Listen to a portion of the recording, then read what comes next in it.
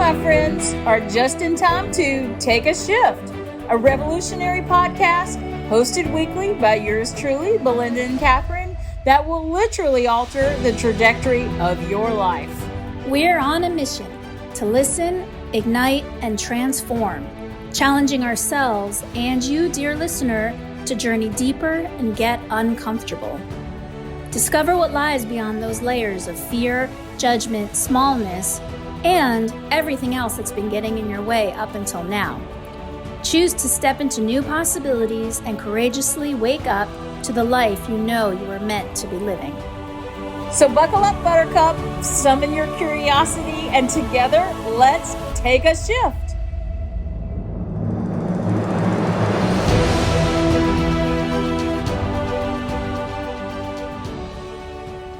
Hello, dear listeners. We're so glad you're here. It's Belinda Zilberman and my beloved best friend and podcast partner, Katherine Hart. Hi, Katherine. Hello, love. Hello. We were laughing before we came on the call today because we're a little in the fog, a little in the haze. There's so much being thrown at us these days, and rather than come up with some magnificent topic that we're so good at doing, generally speaking, we thought we would sort of just talk about where we are today and see where it goes, as we are both being led in a lot of directions with so much information, so much confusion, so much in question, and try to maybe get some clarity out of that. Well, and I have just really come to realize what come see, come saw really means about when I ask you how you are and you're like, come see, come saw. And I'm like, well, so you're neutral. And you're like, what'd you say? So comme ci, comme ça is a French way of when someone says, how are you? If you say, I'm great, super. If you say terrible, je vais mal, or c'est mauvais, it's bad. And comme ci, comme ça is kind of like, it's not bad enough to complain about. It's not good enough to say things are good. It's not neutral, because it definitely is a little bit on the, things are a little not awesome at the moment. So, comme ci, comme ça, that's my feeling today. So that's what we'll title this, Come See, Come Saw. Well, this is the podcast of Come See, Come Saw, because I really, truly, like, you texted me, I think, Monday and go, hey, we always kind of start thinking of our thoughts, of what we want to do on the podcast. We have a lot of things written down, but we really want to fill it, right? So, and you asked me what I was feeling this week, and I was like, I haven't even picked my head up. I don't pick my head up right now. Like just in the trenches, right? Like doing your thing, and then you come home, and sleep is wonderful because then you're asleep, and then you wake up hoping that what you were experiencing could possibly be a dream, and you get to go out amongst your life like you used to could do, right?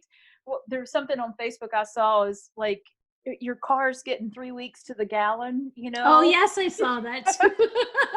So, I mean, and I think gas here in Dallas is like $1.47 a gallon. I mean, but we can't go anywhere. I mean, I go back and forth to work, but, it's come see, come saw. And I think a lot of people are probably experiencing that. I would be much more on the negative if I had to be home with children, homeschooling them. I mean, that whole everybody put their math on Facebook, and I was like, I couldn't do that. There's just no way. I mean, what is it? The compounding, whatever it's called. So, thank goodness I don't have to create schedules for children and homeschool through that. But I think everybody is feeling exactly what you just said and what we're feeling in this moment. And I think it's good to investigate that. And I think it's a reminder, as we are having reminders, it's just to allow what is to be. Yeah. Right? Like we don't even have to, you have taught me over the years, allow it, but don't judge it. Mm-hmm. Like maybe I feel like I'm supposed to be, it's April, the 7th, maybe, and that means that connotates springtime, and we've got Easter coming up, and all of these, spring flowers and all of these awakened events, right? Awakened events like the flowers are blooming, the trees are like, it's just so green. It's like when you drive around, if you're going to the store, you're going to work, and you're like, oh my gosh, that's so green. Like you woke up from the winter and there it is. And we're still come see come saw with it, right? And Mhm. so I think one of the things as you were talking is just there's a lot of pressure, a lot of pressure that's taken off just to allow it to feel come see come saw. Yeah.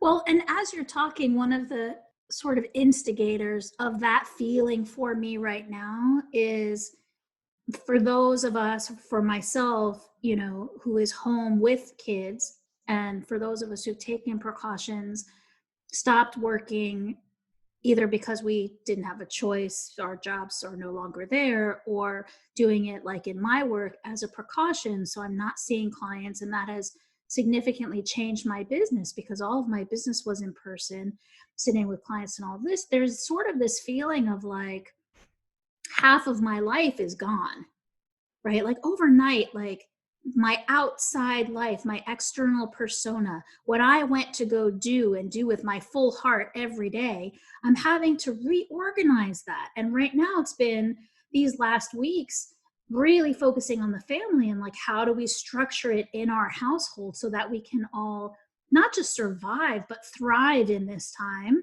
and really having to spend time having some hard conversations and hard moments, and doing stuff that maybe I didn't feel like doing, but and I can see things are it's really supporting. And then, especially when I speak with you and I know you're going to the hospital every other day or 3 days in a row, or and you've got this external and home life that you are navigating. Even without kids, you still have to navigate your relationship and your experience at home with your animals and all of this. But you're getting to be out in the world and feeling like you're making this contribution, like it or not, you're on the front lines and you're doing that. And I'm finding myself feeling really conflicted about feeling like shut up in my home. How can I continue to be in service?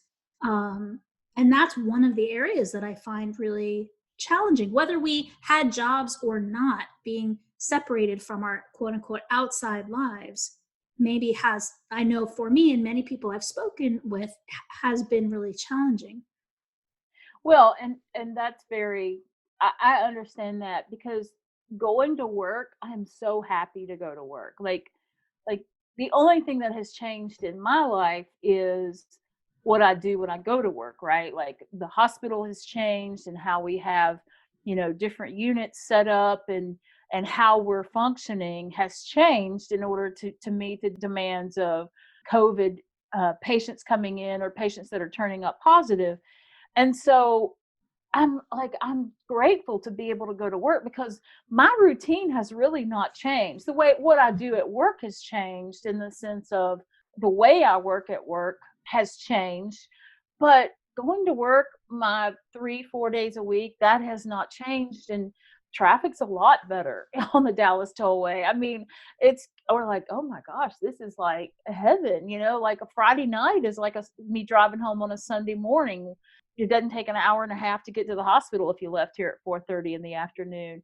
So I feel very fortunate in the sense that I get to go about my routine at work, and very, very few things have changed in the sense of, I get grocery delivery at home or do pickups, but I've kind of gotten to where I like that. I mean, I kind of gotten to where I like not having to go into a store, and I just drive up and pick it up. I getting pretty savvy on doing my pickups a couple of weeks out because those slots are now being taken. But for the most part, like my life really hasn't, other than having the freedom to go and do like, oh, I've got to run by, oh, you can't. Wait, Mhm. no, you can't, or if you see something like, if you see something, you're like, oh, I need to run by Home Depot or Lowe's, and you're like, no, you can't do that. Okay, I'll have to do that later. Maybe in June, May or June. I'll do that in May or June. So I really feel fortunate in the sense that I do get to go out and go be a CRNA and go do what I'm I've been doing for the last 15 years. Because I just can't imagine. I mean, I know I would get out and take walks or do something, but I just can't imagine, because that aspect of my life really hasn't changed. And then we get to do our podcast, and then I'm in my office or whatever. So I feel very fortunate to be here and be me in this moment. I remember when I came out of sales, I was thinking about this the other day. I was like, when I chose to go into nursing, I was like, I was either going to choose nursing or interior design. And I was like, well, if I choose nursing, when the economy hits this is what I said back in 1996, or when I chose it, I was like, if the economy hits the skids, I'll always have a job as a nurse.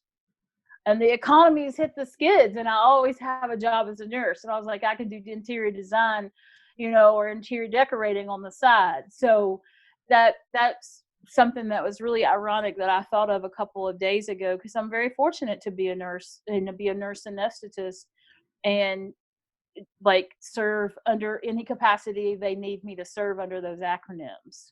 So that hasn't changed. So I can only imagine what it's like to live in 1,500 square feet and having to be teacher, mother, wife, chef, everything.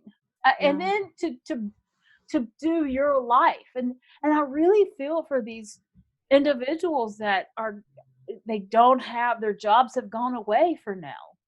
Like, I can't even imagine that stress on top of kids being home. I mean, just can't. Well, and I think that this kind of fog that I was describing before, I always see opportunities, right? Like the silver lining, they say, so to speak.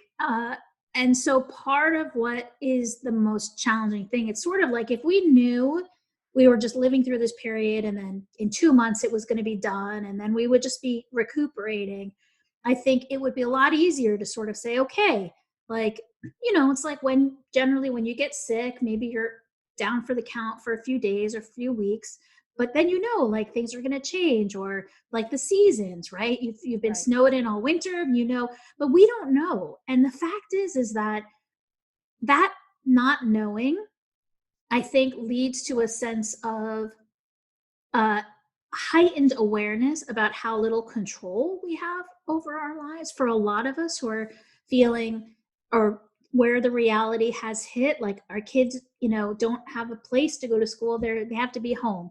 We don't have a job to go to. We don't know where our next paycheck or our next money is going to come in. We don't know what's going to happen with the economy. And for me, this fog has gotten to a place where I'm not just thinking about the next 2 months. This isn't just getting a sense of we had to organize ourselves in our house, like millions of households across the country, hundreds of millions around the world. We had to organize ourselves during this time to figure out how we were going to live when our kids weren't going to school or whatever other circumstances we had to adjust to. But I don't know that we're really thinking about the repercussions beyond. And I'm not an economist. I try not to watch too much of the news. I'm fairly progressive in my ideas, just in terms of we need a society, the idea of a society that takes care of each other. But I feel like right now what's being sort of upended and what's just causing a lot of fear, but a lot of beautiful things also, is this is going to have repercussions for years. And there are people much smarter, more educated than me, talking about what kind of financial and other repercussions. And again, not bad per se, just repercussions. And I think for me, it's not about sort of being doom and gloom. It's like, who do I want to be? Who do I get to be? How do I want to live this when I'm not even sure what we're living? Right? Like, what is this? Like we've talked just in the last couple of podcasts about not no one. There are a few people who are still around since the 1918 flu. Right. We've seen them on Facebook. If they've been seen by millions and millions of people, those handful of stories. But basically, you've got a humanity that has never experienced this. That everybody alive today hasn't experienced this. And I feel that fog is like we're walking we're walking as a humanity. We're definitely taking steps, but we're really not sure. Do we go left? Do we go right? Do we go up? Do we go down? Because we're not sure what we're living. Like, and every aspect of our lives really gets to be questioned at this moment in time.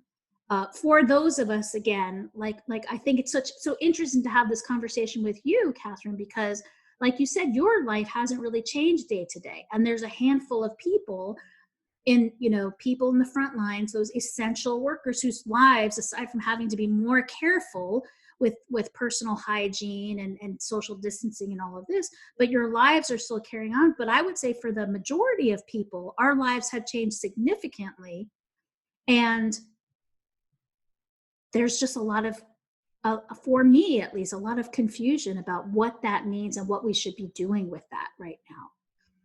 Well, my question is, as you talk about that and what we talk about in the sense of spirituality, is it that you have to be doing anything? Because there's, we talk about everything being so unclear, the next move, the next day, the next month, the next year. Yes, there are going to be a lot of repercussions of this.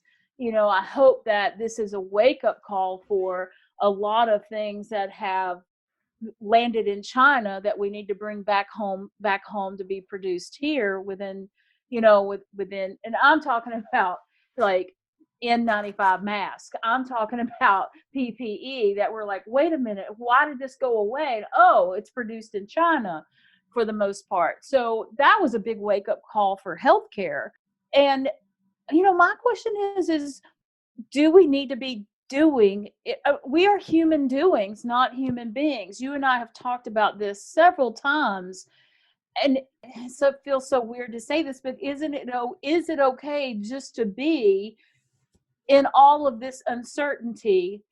Isn't it okay just to be? And that's hard to say that in the sense of the human experience when people don't have a paycheck, right? Like, and there's nowhere to go. I mean, that stimulus check that's coming, I mean, that's not going to cover 3 months if we go into this till the end of May. And it's not going to get to many people for 6 months or longer. Right. So like, that's a false hope to put our hopes into that right now.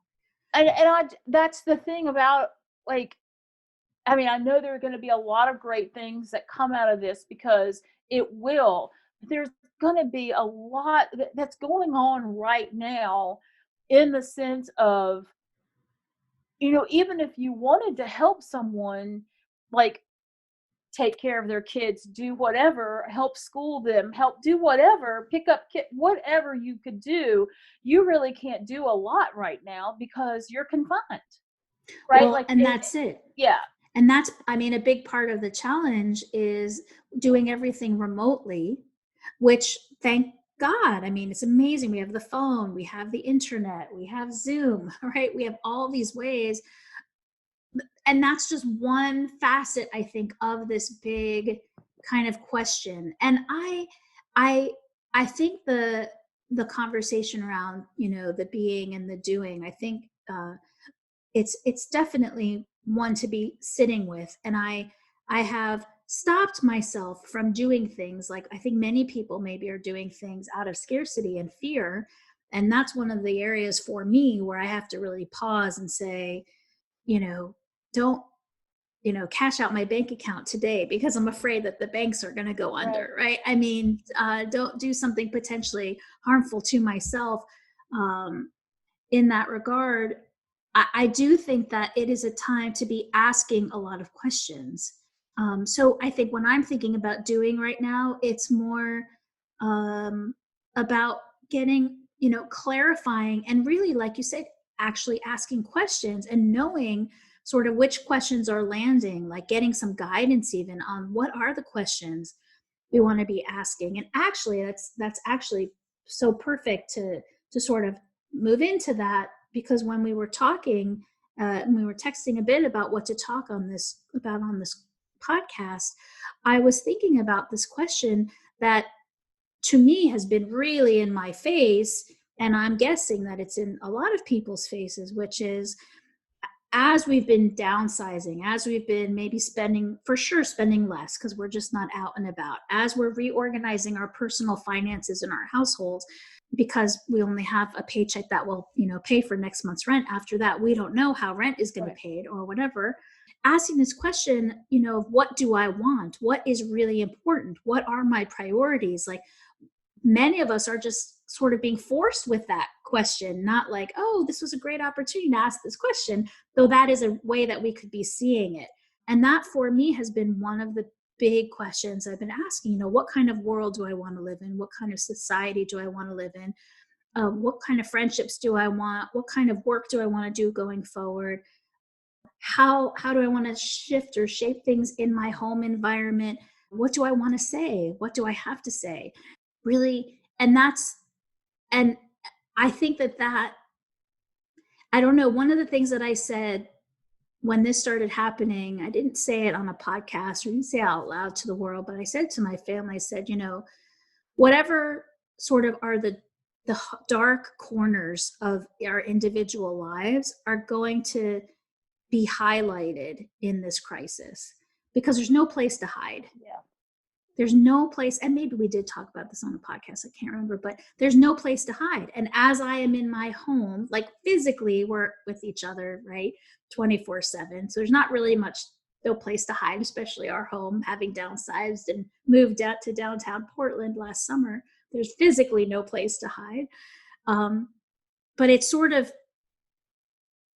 the opportunity, and it's super uncomfortable, where we are sitting 24/7 facing, this is our life, like right now in our each individual families or each individual homes, being faced with that and sort of asking bigger existential questions of like, is this it? Is this what I wanted? Is this what I spent my whole life creating up until now? I don't know if other people are sitting asking those questions, but these are the ones that are keeping me up at night, because this is how I'm sort of taking this period of time as an opportunity to be asking these big questions. Well, and think about people that are like your clients that are in the midst of calling it quits, and here they're being confined together, right? Yeah. Nobody can go out and get a one-bedroom apartment and get away. You're being confined together. And I think you're right about the questions, in the sense of, it feels like that the cocoon, like in that dark cocooning that we're all in. And I love how you said the dark corners of our lives will be exposed here, and it's going to meet you full force right in your face, because there is nowhere to hide. You've only got 1,200, 1,500 square feet. You can't hide. Like, none of us can keep. My mom called last night and she goes, well, I didn't pick up the phone. We were eating dinner, and when I called her back, I said, we were touring the living room at that moment. We were having a tour, because like, it just is, you just find different ways of being in the house together. Even when you don't mind being in the house with somebody, you just find different ways. And I haven't run out of, I've really found it interesting in myself that I haven't really had any big spiritual aha moments come at me yet, other than I want to live and I'm choosing life, like really hard choosing life, in the sense of nope, nope. And I realize when things feel good, like, oh yeah, that's something I'm going to do in October. Oh yeah, that feels good. I'm going to live till October and I'm going to be able to do that. That sounds really fun to do. Or I can't wait to be able to go down to the arboretum and go out and see all the flowers that are going to be blooming. And I don't know, I haven't, other than that, which is big in and of itself, I haven't had any major shifts come my way. But I have spent a lot of time thinking about the deaths around our world, in healthcare that we're seeing, and my death, right? Like, that's really something. And it's come so fast on Caroline's suicide, right? Like, just February the 19th, she left this planet. And I'm not even 2 months in, and I'm just like, all of this barrage of death around me, in the world, in my family, with Caroline leaving us. And it's just, that's kind of what I guess I've really set with, and being on the front lines of death versus living. And that's why last week I want to choose living. Like, I always want to choose living. And it feels good just to live right in the walls of my house, right? Like, I may not be able to drive over to the Arboretum, but it feels good just to be able to drive to work no matter what I'm doing. It feels good to be able to drive to the store and pop my trunk and call them, tell them my number, and put the bags in my trunk, and I come home, wipe them down, and bring in the food, right? I'm grateful to the grocery store workers. I'm grateful to, like, I don't know. I've found a lot of gratitude too, and I guess I say that's not a big spiritual thing, and yet it is. It's like, that's the essence of life, right? Like, just to be grateful that you're freaking alive, even in the midst of all this, even Absolutely. in the midst of, it could go down a different path tomorrow if I'm not careful, and I'm contracted or whatever, whether it's a grocery store or wherever I'm going to work, whatever. So I don't know. It's just, it is about the questions we're asking ourselves. And I still don't think this is going to be over till probably the end of May or June. When the all clear will be sounded. And I'm still okay with that. Like, I'm still like, that doesn't really, it's not even come see come saw on that. It is like, okay, this is the way this is. So how am I going to be in the midst of this? Like, I'm going to do things like, if I want to take a nap, I take a nap, and I'll let that be okay. If I want to, come up to my office and work on my book, and part of me feels like, you should be writing like a mad person. And I'm like, but I don't feel like it. Like, that is not what's coming forth from me right now. That's not something on my heart. Like, I've spent a lot of time in contemplation, and that's okay. I think we're seeding, if you will, a lot of change. We are planting our own seeds in this moment of, first of all, we're just trying to get our minds around it. I mean, this is, our lives, however old you are, came to a screeching halt several weeks ago, and we're still in shock. And having to live every day. Right. Sort of like, there's no opportunity to sort of be like, okay, be in shock, see you in 3 months. When you're out of shock, it's like, no, you right. still have to feed your children, or you still have to go to the hospital, or you still have to, and there's no shock and awe here. It's just shock. We are in shock. Like, and we are jolted into places we have never been jolted into. It's like babies sitting in the corner right now. Well, and when you talked about choosing life, like, again, like, it's so interesting, because I feel like our paths are always parallel, you and I. And even though we may be having really different experiences, I feel like the big lessons and the big challenges are the same. I mean, this is why we're so connected and why we're so close. And even if we're experiencing something differently, we always find this sort of similar message that we can get out of each other's experiences. And this idea about choosing life, I feel like in this other set of discussions we've had that we haven't made public earlier this year, we've talked a lot about what that means for us personally, actually, before COVID-19, when we were talking about different things that had happened in our life, how we were perceiving them, our physical health, which is a really big part of that conversation. And I think this is a question that would be really interesting for the two of us to explore right now, which is, what does that mean? What does that really mean? Like, what does it mean to choose life? What, and more specifically, like, what's the reorientation of the mindset that we have, right? There's an obvious answer, which is, well, we know we're alive if we're breathing. Like, that is what gives life. to human form. But choosing life means, what do we do with that breath? Right? Like, to me, that's kind of like choosing it means we've made some conscious connection. Like, yes, we are breathing, and that means we're existing on the planet. But choosing life means we're actually thinking about the purpose of our existence, or our existence at all. Like, why are we even here, etc. What does it mean to you when you say choosing life? Like, when you think about it a little more deeply, what does it mean to you? In this moment, it means hope. Mm. And go back to David Hawkins that we talk about, and how he lists vibrations.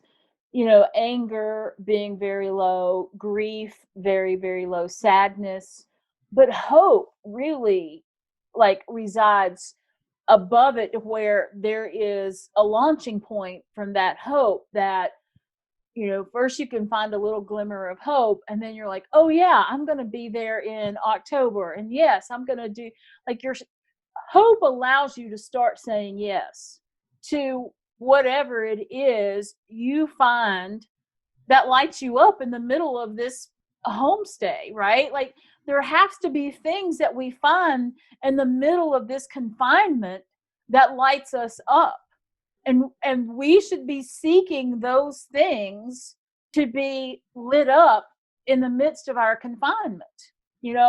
Look at Dr. Dennis Waitley, who was a POW who played a round of golf every day until he could get on the golf course. And 7 or 9 years he was in, and every day he played a round of golf and shot a 72. And when he finally was released as a POW, what do you think his score was when he went and played golf for the first time? A 72. Because he allowed himself,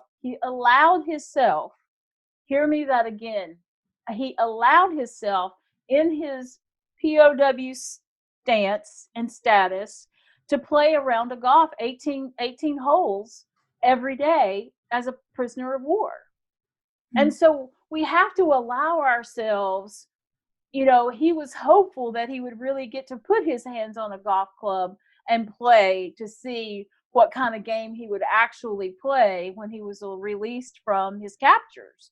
We have to find that hope. We're a POC, a prisoner of COVID. So we have to find those things that light us up in the hope of what is to come and what is to be. Whether that's tomorrow, still in the confinement of your home, maybe you don't snap at your kids tomorrow. Maybe you have a day where you find yourself humming around the house that you are confined within. Maybe you go out and sit in a chair on your patio that you've never sat in before and just look toward the sun. I don't know what this is, but I know what we're assuming are small things. What we're saying would be small things in our normal used to be life. But I think the small things in our used to be life could be really huge things in this moment of life that we have in this containment. And there's something about hope there for me. It took me a couple of weeks to find and feel hopeful. Mm-hmm. Right? Like everything was becoming, you've got to cancel this, you've got to cancel this concert, you've got to cancel the wedding, can't fly home to see your mom, you can't, whatever it is. And so that took several weeks for me to come up into just the ability to find hope in things. And then once you find the hope in that, then you can possibly start getting excited about it and start living in that moment of, this is going to be so exciting. And then that's, like I said last week, Abraham, that's when you launch those desires. And, all of humanity back in the first or second week of March had the one pervasive thought throughout the world was death and dying from COVID. Am I going to get sick, and will I die, or will somebody I love die or get sick, whatever. I remember brushing my teeth and having that thought that the entire human race is launching the same thought of, am I going to die? Right? I mean, that's powerful on the planet, right? Like, that is some powerful energy when we're all thinking. And now that has shifted. That is shifting into, I'm doing my part, you're doing your part, and there is hope for tomorrow. We have made it this far, and like, we've got to find the hope. Like, that's my sanity, is in hope. I love what you're sharing. I mean, I think choosing life and that equaling hope is a beautiful way of everything that you just said really resonates for me. I think for me, the first few weeks were the easy ones, ironically. Like, those were the ones where it was like, wow, this is such a great opportunity. We're going to really connect as a family. I came up with all kinds of projects and all kinds of things. And we built a fort one day as a family and like literally stayed in it the entire day and told stories and it was amazing. And I think now that we're just about to complete week 4, what I found is that there was something what looked like exciting and an adventure at the beginning, and where I was like, I am diving head on, I'm going to make this like the best thing. Now uh it revealed to me, like, in any given moment I think I can show up in that way, but in a lifetime, like that kind of consistent enthusiasm for the day, the morning that arrives, whatever that morning brings, to be able to bring that kind of energy and enthusiasm to it is what I have found challenging. And I think what you're sharing is it's a mindset. I mean, as a prisoner of war, as a prisoner of Auschwitz, as we've referenced, survivors many times in this podcast, that the difference between many of those people who survived these experiences and the ones who didn't was hope, was choosing a mindset. It was simply like choosing a mindset and a heart set of love and intention and seeing beyond this period and having a vision. I mean, that's what's coming forward for me too, is like, I haven't thought at all about, I mean, to me, it's day to day, literally. Literally, I'm just thinking about day to day. I haven't thought about October or next year. I know your wedding got changed to next May, and that's in the back of my head, but I used to focus a lot on the future. And then suddenly, I sort of was criticized, like, don't focus on the future so much, be in the present. And I find myself now sort of conditioned to not think about the future so much. And yet, as you share all of that, what it makes me think is, if we lock into a couple of things, like, for sure, for me, seeing my daughter, graduate from high school or graduate from college, really the big thing is when she has her first child. Like, that's what I think about. And so, but it feels so far away, right? It feels so it's kind of challenging for me to say, up until now, maybe I could try this tomorrow, but to wake up in the morning and say, I choose life today because I want to see my grandchildren, right? And make that statement. Like,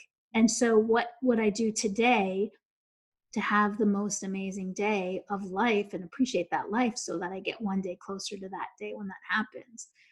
That feels like hope to me, right? But these are practices that you're talking about, and they take courage, I think, and they take a willingness to be consistent, which are not always easy to do, right? Well, I think one of the good questions to have now, in addition to hope further out, is, what is the first thing you want to do when you're set free from your home? Right? Like, where is it? Like, where do you want to go eat? Where do you want to go? My place is, I want to watch people again. Like, I want to see people not in the hospital. I want to people watch again. Like, I want to see everybody back in their movements, right? Like, maybe an airport. I don't know. Like, I want to see life again. Like, so maybe that's a good question that you ask your family is, okay, let's all say the first thing that we're going to do when we hear and get the sound, the all clear sounds. What is the first thing we're going to do as a family, as individuals? Maybe there's a camping trip you want to do. I mean, my butt would be, I posted today, it was a year ago this week, because Caroline's birthday was on Sunday. was we were in Cannon Beach and we were up in Portland. Like that, I would be like, and I posted that I was like, I would give anything to be back in Cannon Beach and Portland this year. And I told Caroline, I'm like, I'm sorry, your birthday, we're quarantined. You and every other person in March, April, probably May birthdays. But like maybe there's something that you plan as a family, like you get in the car and go to Cannon Beach and put your feet in the ocean. That would be a big thing for me. I want to fly home and see my mom and my brother and sister-in-law and Lauren, like, so I want to be able to go home. So what is it you want to do when you are released from this cocoon? And so that may be something very hopeful that you as a family can create. And then you as your own individual, you as Belinda, as your company, as your practice, what is it that you want to create also unto yourself, right? So you've got the family thing, and then how you're going to be and do in your business. And this is a big time of transformation and transition. We talked about reorientation, we talk about reorganization. Like those have been two big words you and I have been talking about since January, right? Like we on our other the thing we're recording in private that we may not release, we've talked about that all year long. Reorientation, reorganization. And here we are in the midst of having to do it, like not under a voluntary circumstance, but we are having to do it. We are being called forth to do that. And that's what we're in the middle of, even though it feels like bondage at the time we're probably doing it. And we're not even, I don't even think I think there are parts of us that are not even conscious enough to know that we're even reorienting and reorganizing from the space we're clearing right now. Because we are not being, we are more we're not doing, we're more being right now. I think that is going to come forth, and it's just going to be amazing as we watch these seeds that we have planted in this time of confinement sprout, grow, and thrive in the coming years. Yes, we're going to pay a high price economically and how things will shift in this world for us. And I can't help but believe it's all for our betterment from this humanity reset. So come see, come saw.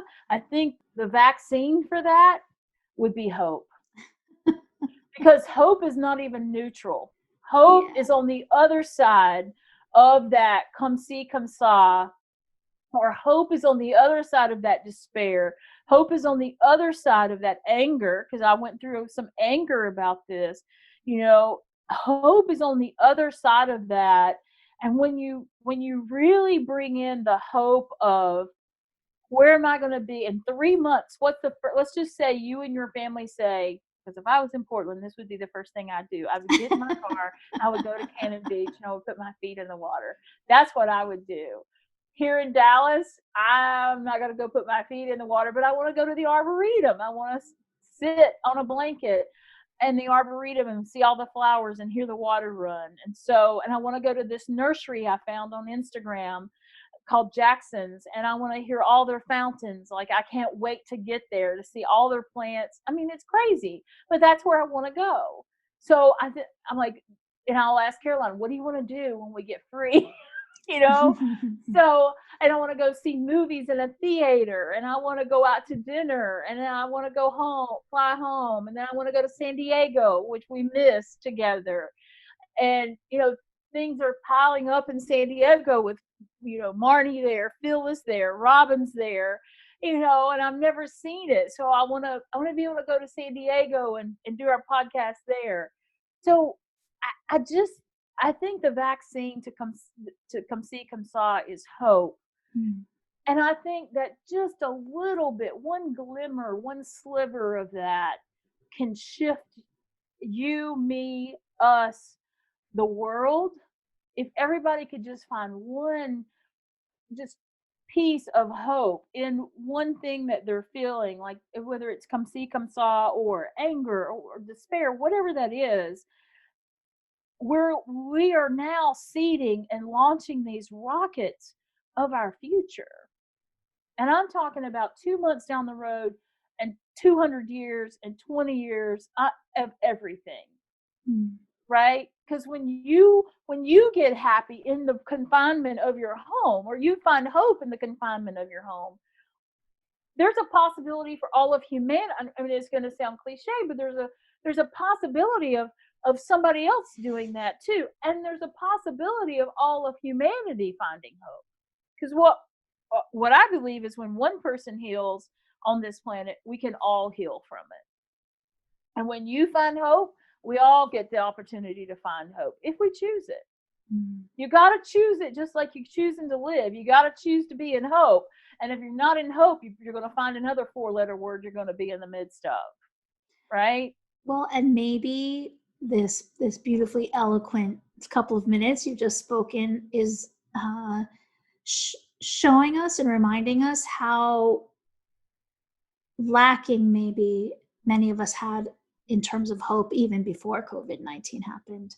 Perhaps. I mean, it certainly shook up the status quo, right, for many of Exactly. us. And even when I think, for me, I mean, one of the things that probably the only thing that was really, I'm not going to say devastating, but the thing I struggled with the most was how much travel I had scheduled in February, March, April, May, the summer, and the winter. I mean, this year I was going to be traveling more than I have in a decade. And much of it was already scheduled and planned. And as I started canceling those things, realizing that like I've finally gotten myself to a point in my life where it was like, look, I'm not exactly sure how, but this is happening. Like, this is traveling and going to different countries and meeting new people and having different experiences is definitely, for me, that is my hope. That is my joy. That is my pleasure. And so we've tried, right? We've looked at travel videos and we've done it at home. And so there is a certain sense. And certainly I could sit and meditate on that a bit more and see how can I really bring in the experience of all these new countries that we were planning to go to in these months. But the interesting thing is, like, when I think about it in terms of the context of hope, it reminds me that, like, what is it that I was looking for in that experience to begin with? Because that is part of it too, is like, I don't remember who it was who said that our minds, or scientists are saying that if we think about something, like if we think of an apple in our mind and we like focus on the apple and the experience of eating an apple, the mind doesn't know if we've really eaten an apple or if we're just thinking about it. It doesn't know.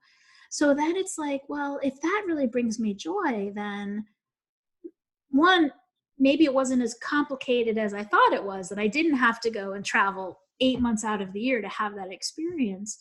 Um, and then I can have it now. But also, all of the kind of restrictions and limitations that I myself put on my life, certainly in these last 10 years of traveling much less than I had in my 20s and my 30s.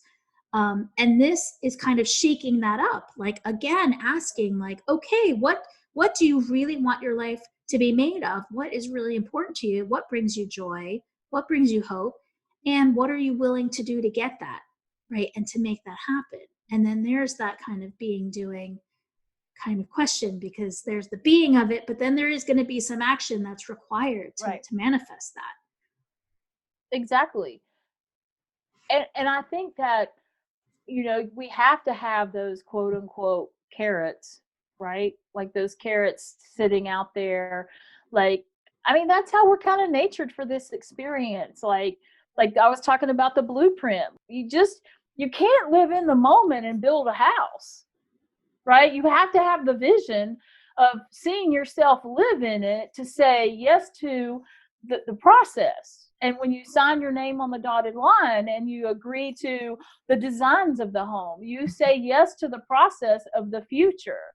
So if we weren't engineered as in this human experience to say yes to the future, we would never build a home. We would never build something for tomorrow in the midst of today. And there's a fine line with that. Like we book travel 2 months, 3 months out of away from the time that we're travel. That's the future. And in the moment, we're very happy with everything that's within our life, exactly where we are, and have the hopeful expectation of what is to come. Mm. Right? Like if we could find that balance in the midst of this confinement, in the midst of this cocoon, then we're unlocking and we're seeding down things like we've never done before. Right? Like, because we've always had the entire world at our fingertips. And now all you have is to your front door. Mm-hmm. So now your world has gotten very small, but in essence, you've come within. Mm-hmm. And this is where a lot of people I find are beginning, like they're beginning within now, right? Like this may be the start of their journey. We don't know that. I mean, we've been seeking, you longer than me, but we've been seeking for the majority of our life. So this could be somebody's beginning. And there's a lot of hope in that. There's a lot of hope in waking up. There's a lot of hope in the conflict that you're in the midst of feeling and experiencing, not just feeling it, you're experiencing it, right? There's a lot of conflict within families right now. People are, I know that there are many families that are still within the four walls and they're not talking, right? And we're seeing traumas, you know, non-accidental traumas being very on the rise in the last month, from all this confinement. So I don't know. I think it's very important that wherever you are, that you find some hope in the midst of this. And if it is a golf game you need to do, allow yourself to play it every day. If it's a house you want to build, allow yourself to walk through it every day. And 6 months from now, hopefully it'll be realized. If it's travel that you want to do, I don't know, where was one place you were going to go? Mexico. Okay, so make a Mexican meal and learn some Spanish words. You know, there's some, we're in Texas, so we have a lot of Tex-Mex, and we're like, can you really die from not having Tex-Mex? Asking for a friend. And Caroline said the other day, I was like, the first thing I want is chips and salsa and guac. That's the first thing I want, and a margarita. But it's just funny. But come see, come saw. I think the only antidote to that is going to be, or the vaccine for that is going to be hope. And then hope in what lights you up. Like you have to be lit up. And it comes beyond even hope in living. Okay, you want to live, but what does that mean? It's like we go back to the question of we're circling back to that. Okay, what is it for me to live? What lights me up? And that's where you have to ask that question in the midst of this confinement. That's it. And I think that's the beginning, it's the middle and the end. What Right. lights you up, period. Right. And, I think we talk about not just this pandemic, but all these epidemics that we have nationally, globally. This is the question that maybe this is the gift of COVID-19, is for all of us as a planet to be asking that question. What lights us up? Right. And to not stop until we figure that out. Because this is one of the things that keeps me up at night, whether it's about myself or friends or family, when I feel like I grew up in an environment where there weren't a lot of people lit up around me. And as a kid, you're lit up, like you just can't not be lit up. You're so close to source, from when you're born, you're just you are this pure light. And then we slowly sort of get conditioned out of that light for all kinds of reasons and all kinds of stories. That's just simply the human journey also. And maybe what this is all about is really for us to all really reconnect to what that light is, and only do that, be there as much as possible. Because I think that's, what is it, it's sort of like our divine, that's our purpose, that's our divinity, isn't it? Right. To be lit up. I mean, you can't be unhappy or miserable or grumpy or come see come saw in the presence of someone who's lit up. And frankly, Right. that's why we do this podcast, you and I, because I can't be there for very long when I'm talking to you, because I see your light. I see it all the Well, and time. it's a forever shifting, right? It's that ebb and flow of the shift. It's that ebb and flow of contraction, expansion, getting me closer to my truth, getting me closer to the truth, right? So, it, I, be lit, right? I mean, be Be lit, lit. be lit. You're so So lit. it's so lit. So anyway, I think that's a good stopping place. And I love how we get to this. Like, we didn't know where we were going, but I love how we get to this because it feels, very hopeful to talk about hope. And once we launch that for ourselves, then we open possibility for other souls on this planet who we are all one with to launch the same. Like, that vortex will carry that energy of that hope. And then, like, you're on, like, once you do get lit, you're on your own. You don't need another I mean, maybe some days you get down like anything else, but like, that just becomes one, and one doesn't become two, and that one and one becomes a million, right? Like, you make a way, not only for yourself, but for others, whether they're in your household or whether they're your neighbors, whatever that is. I get lit coming home, like I said last week, watching my neighbors sit in their chairs and talk.